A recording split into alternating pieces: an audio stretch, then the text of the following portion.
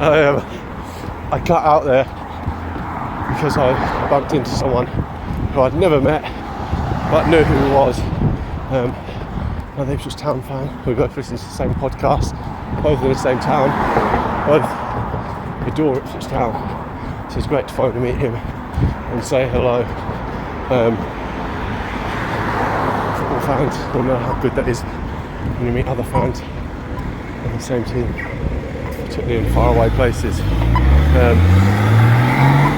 So yeah, really good to meet him, and again, that wouldn't have happened if I hadn't gone out today. So there's going to be one positive thing from today's run. That's it. I always say, it goes beyond times. I feel really good in myself just to have got out, even if I'm not back out 5 to 6 times a week like before, and may never again. Depends if I really want it and whether it's something I want to do with my time. It's just nice to build up some confidence in moving like a human, and how humans should move. So yeah, legs are very tight, very stiff, but it's to be expected from one of my favourite runs around Penrith. Beautiful views, beautiful places. Great to see some of the development on the river.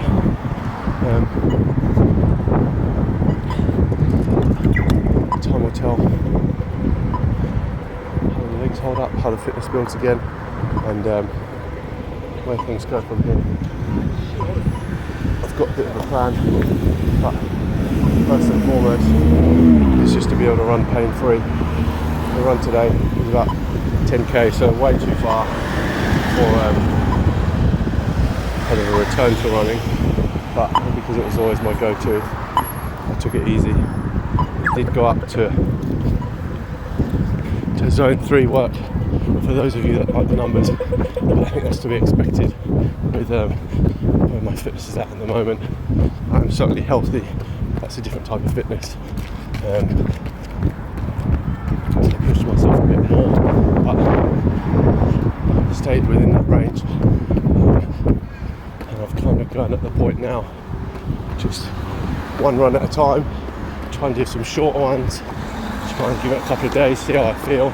I feel like going back out for say 20 minutes, 15 minutes, nice and easy, probably at easier pace than today, then I will, and just go from there. Gauge where any pain or uncomfortable signs are at, and then see where we are. I don't want to make any big plans, but of course I've got ideas as to what I would like to do. I'm sure I'll be more than capable of doing it, even if it's a couple of runs a week. I'm always able to park run and join in some of the community events. I don't think I'll have the same commitment or willpower or want as I did before. So yeah, let's see where it goes. I think the plan after this, once I am pain free, is to just focus on doing a few more regular runs in zone 2, and then step it up, introduce some hills, take away the impact. I do enjoy my hills, and try and incorporate them into something slightly longer as well. So 3 runs, I always say it starts with 3 runs, you need to rinse and repeat it. So let's say we get through the next week, we'll then look to go through the next 2 weeks, and then maybe after a month of some very easy running, getting up to 2-3 runs a week comfortably and pain-free, I'll look to introduce the hill for some repeats and some hills on that longer run. So my kind of basic run would look like a 20-minute run, half an hour, very easy, something moderate in the middle. Yes, that is pushing it a bit, going into that zone 3 of about 30 minutes, and then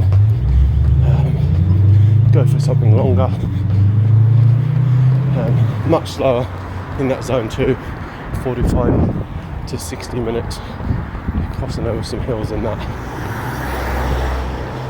rotating those hill reps into it. We start with 5 and go up 6, 7, 8, 9, 10. There's numbers all over the place there, but typically it's going to consist of that variation in time.